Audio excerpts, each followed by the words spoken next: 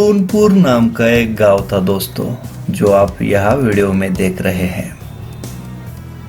उस गांव में रहने वाली सरिता नाम की एक महिला की कहानी हम आपको बताने वाले हैं। सरिता की शादी हो चुकी थी, उसको एक छोटी बच्ची भी थी, मगर उसका पति बेवफा निकला।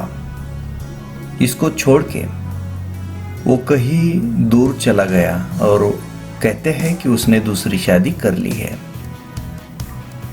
बच्ची को संभालने के लिए सरिता को काम करना ही पड़ता है और एक सेठ के पास वो काम करती है। उस सेठ की नीयत बहुत बुरी है। उसके ध्यान में हमेशा यही ख्याल में रहता है कि सीता मुझे अकेली कब मिलती है।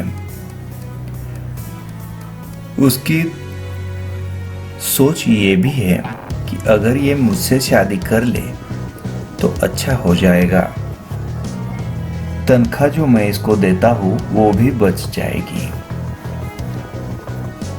और उसने 4 महीने की तनख्वाह उसको नहीं दी थी।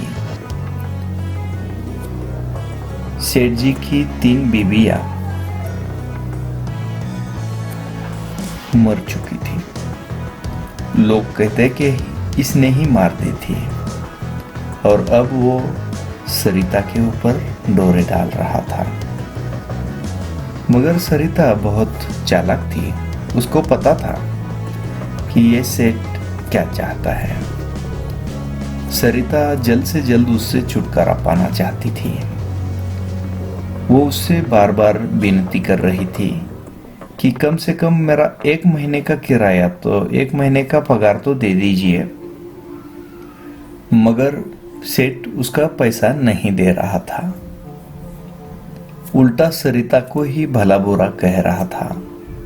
सरिता तो उससे परेशान थी ही और उसकी नीयत वो बहुत बार देख चुकी थी। जब वो अकेली रहती थी तो उसकी नीयत उसकी आंखों में झलकती थी। वो क्या चाहता है वो अच्छी तरह समझती थी। इसलिए वो जल्द से जल्द ये नौकरी छोड़ के कहीं और जाना चाहती थी। आखिर उस दिन उसने पगार मांग ही लिया, मगर सेठ ने देने से मना कर दिया। सरिता बेचारी कुछ नहीं कर सकती थी। अगर उसका पति होता तो शायद वो सेठ को ज्यादा कुछ बोल के उससे पैसा निकलवा सकता था। मगर वो चूंकि अकेली थी, बेबस थी, लाचार थी,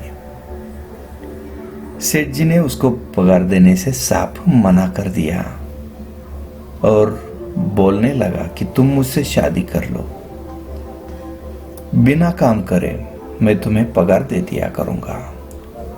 वो नाराज होकर दूसरा काम ढूंढने जा ही रही थी। बीच में रास्ते में उसको एक सांप दिखा। सांप के शरीर में किसी शिकारी ने बाण मार दिया था और उसको तकलीफ हो रही थी। वो कराह रहा था।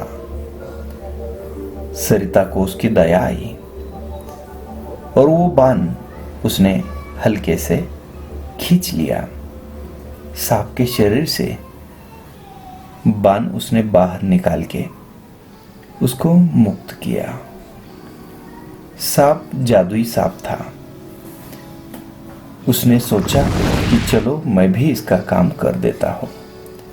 उसने एक जादुई बर्तन उसको दिया और बोला कि ये बर्तन जादुई है, जो चीज तुम मांगोगी वो तुमको मिल जाएगी। एक चटाई पे बर्तन रखा और सांप के कहे अनुसार वो उसको बोली कि ए हनुमान महाराज, जो मुझे चाहिए आप जानते हो, कृपया मुझे दे दीजिए।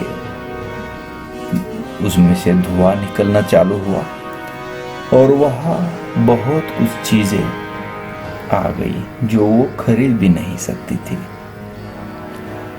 उसकी परीक्षा कंप्लीट हो गई। ऐसे ही धीरे धीरे करके उसने बहुत कुछ मांग लिया। अब सरिता के पास धन दौलत सब कुछ है, मगर एक पति नहीं है। उसको अब भी तलाश है एक अच्छे पति की।